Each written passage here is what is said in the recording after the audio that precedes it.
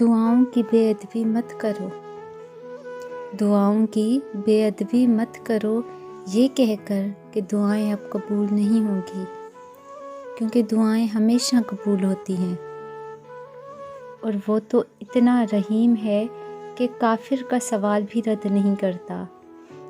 اس کی شان تو یہ بھی گوارا نہیں کرتی کہ اس کے در سے اس کو نہ ماننے والا شخص بھی خالی ہاتھ لوٹے۔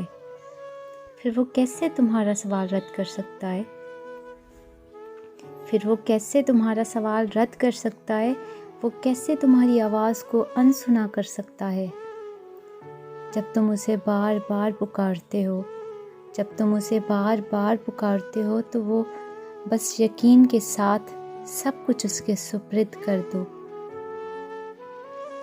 اس یقین کے ساتھ سب کچھ اس کے سپرد کر دو، کیونکہ جب کام اس کو سونپ دیا جاتا ہے تو وہ دنیا کی طاقت کو یکتا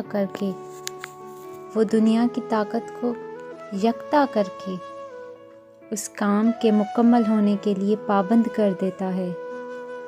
اور جب تم اللہ کے فیصلوں پر سر جھکانا سیکھ جاتے ہو تب وہ تمہیں کن سے نواز دیتا ہے۔ بس پھر تم ہوتے ہو، اللہ ہوتا ہے، تمہاری جیت ہوتی ہے اور بدلتا ہوا مقدر ہوتا ہے۔